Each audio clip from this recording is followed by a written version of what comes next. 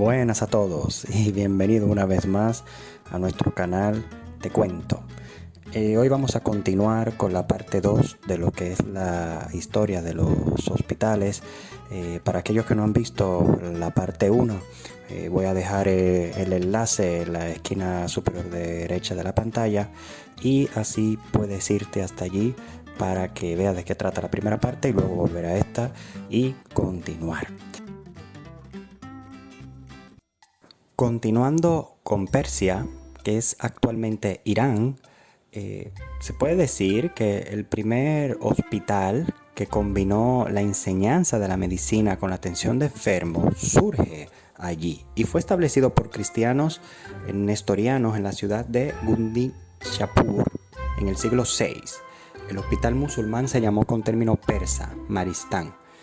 El primero de que se tiene noticia fue el establecido en Bagdad por el califa al-Rashid entre los años 786 y 803, con un personal formado en la escuela de Gundishapur. Y los más famosos fueron luego el Hospital Adudi en Bagdad, el Nuri en Damasco y el Mansuri en el Cairo. Por ejemplo, la Biblioteca Nacional de Medicina de Estados Unidos atribuye el origen del hospital a la civilización islámica medieval. En comparación con las instituciones cristianas contemporáneas, que eran centros de socorro para pobres y enfermos ofrecidos por algunos monasterios, el hospital islámico era una institución más elaborada, con una gama más amplia de funciones.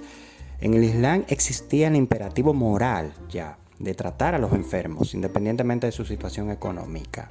Y los hospitales islámicos solían ser grandes estructuras urbanas y eran en gran medida instituciones laicas, muchas de ellas abiertas a todos, ya fueran hombres o mujeres, civiles o militares, niños o adultos, ricos o pobres, musulmanes o no musulmanes. Y el hospital islámico además cumplía con varias funciones, consistía en funcionar como centro de tratamiento médico, hogar para pacientes que se recuperaban de enfermedades o accidentes, manicomio y residencia de ancianos y enfermos con necesidades básicas de manutención. Y digamos que el hospital típico ya se dividía en departamentos como enfermedades sistémicas, cirugía y ortopedia. Y los hospitales más grandes tenían especialidades más diversas. Ya decir enfermedades sistémicas en ese entonces era el equivalente aproximado que tenemos hoy día de lo que es la medicina interna. Y se dividía ya en secciones en esa época, como sección para la fiebre, infecciones, problemas digestivos. Cada departamento estaba totalmente estructurado porque ya tenía lo que era un jefe, un presidente, un especialista supervisor y además ya estos hospitales contaban con aulas y bibliotecas.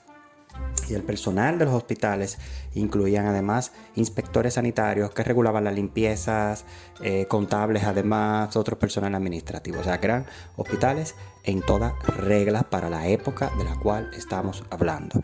Tradicionalmente los centros médicos cerraban por la noche, pero ya en el siglo X se aprobaron leyes para mantener los hospitales abiertos las 24 horas del día. Y la ley prohibía además a los hospitales rechazar a pacientes porque no pudieran pagar.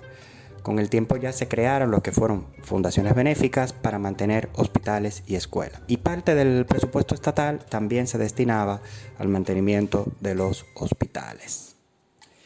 Entonces, siguiendo ya en la misma Edad Media, ¿no? Como había mencionado, entre los siglos V y XV, pero ya viniéndonos nuevamente a Europa, estos hospitales europeos seguían un modelo similar al antiguo Imperio Romano y digamos que eran comunidades religiosas atendidas por monjes y monjas. Un antiguo término francés para hospital es el Hôtel Dieu, espero haberlo dicho bien, ya que no es que se me dé muy bien el francés, pero el Hôtel Dieu, que esto significa albergue de Dios, hospital de Dios. Y algunos de estos hospitales estaban vinculados a monasterios, sin embargo otros eran independientes. Algunos hospitales también eran multifuncionales, mientras que otros solo se fundaron con fines específicos como para decir, bueno, vamos aquí a tratar pacientes con lepras o refugios para pobres o peregrinos, ¿no? Es decir, no todos estos albergues o hospitales atendían enfermos. El primer hospital español, fundado por el obispo visigodo católico Masona, en el año 580 después de Cristo, que esto fue en Mérida, en España, fue concebido como una posada para viajeros y en su mayoría eran viajeros que iban a hacer peregrinaje al santuario de Eulalia de Mérida y también como hospital para ciudadanos y agricultores locales. ¿Qué pasa? Que este hospital, su dotación consistía en granjas para alimentar a sus pacientes y huéspedes. Y se relata luego lo que es la historia de Pablo, el diácono, y él contaba que este hospital estaba provisto de médicos y enfermeras, cuya misión incluía el cuidado de los enfermos donde quiera que se encontraran, ya sean esclavos o libres, cristianos o judíos. En el año 650, un poquito más adelante, se encontró en París el Hotel Dieu, lo que decía el hotel o albergue de Dios. Es considerado por muchos como el hospital más antiguo del mundo que sigue funcionando en la actualidad. De hecho, si buscas en Google, está ahí todavía funcionando.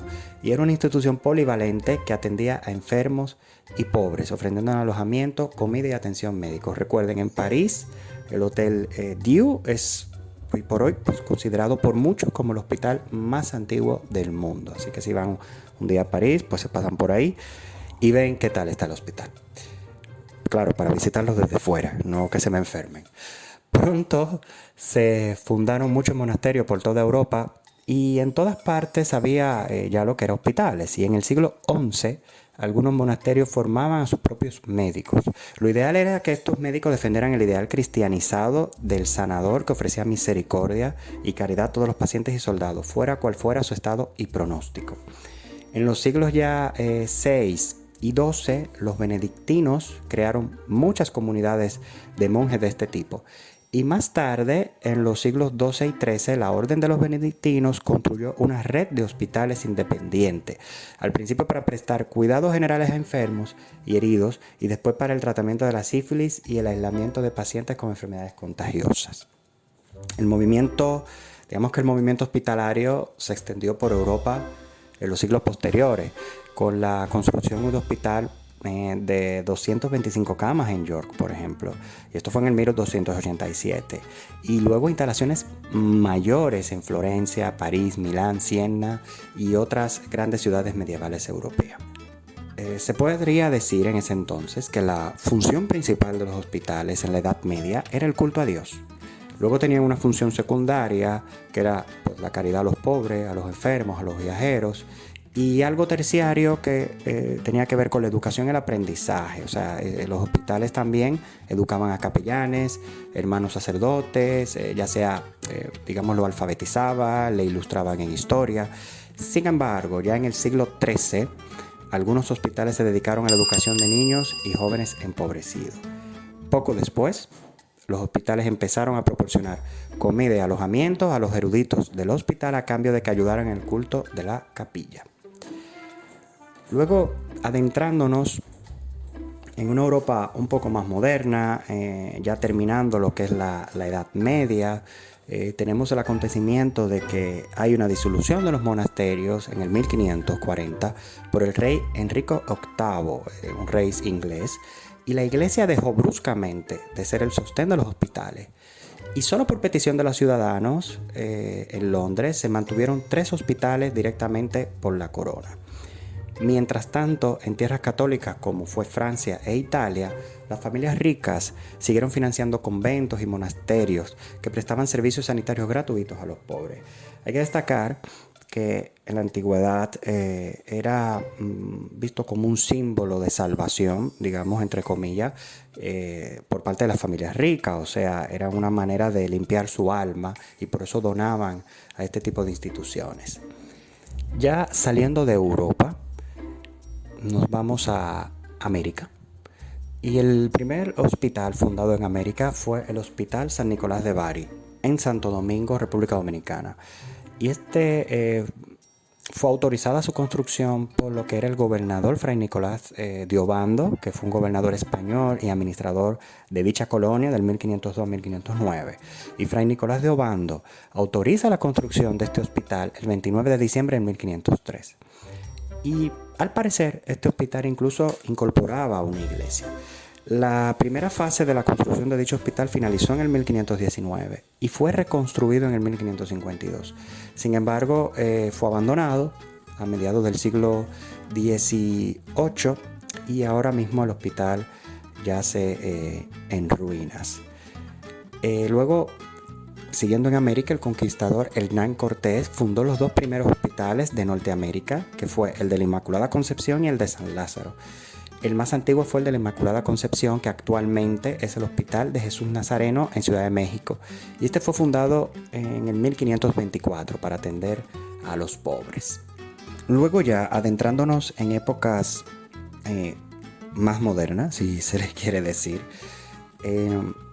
las sociedades avanzan, ¿no?, a nivel cultural y de mentalidad. Y entonces entramos en lo que es el siglo XVIII, que entra lo que es el movimiento de la Ilustración, el siglo, entre comillas, si le queremos llamar, de la claridad, en donde es un movimiento cultural muy presente en lo que era la zona europea y que tenía que ver mucho con un cambio mental, ¿no?, un cambio de la mentalidad de la sociedad, donde dejemos atrás un poquito la ignorancia y vamos a conocer los nuevos tiempos y los avances de estos nuevos tiempos. Entonces empieza a aparecer el hospital moderno. Es como un antes y un después de lo que es el hospital, porque si recordamos, el hospital hasta estos años tenía una connotación más religiosa, más cristiana, más católica, si lo queremos decir, y por ende la finalidad o el objetivo de dicha institución podría ser un poquito distinta, aunque parecida, pero tenía matices distintos a lo que ya empieza a ser el hospital moderno. Entonces, este hospital moderno ya tiene necesidades médicas y contaba ya con médicos y cirujanos formados. Y las enfermeras eran trabajadoras, en este caso todavía sin formación. Y el objetivo era utilizar métodos modernos para curar a los pacientes. Prestaban servicios médicos más limitados y fueron fundados por las autoridades laicas. Y digamos que surgió una distinción más clara entre la medicina y el socorro a los pobres. Dentro de dichos hospitales ya se empezaron a crear departamentos separados para las distintas categorías de pacientes. Justo en esta época también empieza a aparecer el movimiento de hospitales voluntarios a principios del siglo XVIII. Y estos hospitales representaron un punto de inflexión en la función de esta institución. Empezaron a evolucionar de ser lugares básicos de atención a los enfermos a convertirse ya en centros de innovación y descubrimientos médicos y en principal lugar de educación y formación de futuros profesionales. El concepto de hospitales voluntarios también se extendió a las Américas. Por ejemplo, el hospital de Bellevue abrió sus puertas en el 1736, el del Pensilvania en 1752, el de Nueva York en 1771, etc. Y los médicos adquirieron unas nuevas instalaciones que poco a poco se convirtieron en uno de los centros de investigación más importantes. Podemos considerar entonces que a partir de la Ilustración, los hospitales, teniendo su concepto más claro, fueron evolucionando hacia la modernidad en cuanto a las instalaciones y formación profesional para brindar una mejor atención. Y de la misma manera vieron su capacidad aumentada para atender más pacientes. Además que dejaron de ser centros donde los enfermos iban a morir a sitios dedicados a la recuperación y la curación. Podemos decir, por ejemplo, que en Estados Unidos el número de hospitales alcanzó los 4.400 en 1910. Ya proporcionaban ahí 420.000 camas. Y que lo que es el Servicio Nacional de Salud en Reino Unido fue el principal proveedor de asistencia sanitaria en Gran Bretaña. Se fundó en 1948 y asumió el control de casi de todos los hospitales. Así pues, querida audiencia, como hemos reflexionado en esta revisión, podemos considerar que a medida que avanzaron los tiempos, los hospitales ya han ido adquiriendo su función principal y básica, que es curar, acompañar y salvar la vida de los seres humanos. Así que muchas gracias por estar una vez más con nosotros. Así que recuerda suscribirte, darle a la campanita, darle like si te ha gustado este video y compartir. Y hasta la próxima en otra nueva entrada. Hasta luego. Adiós. Gracias.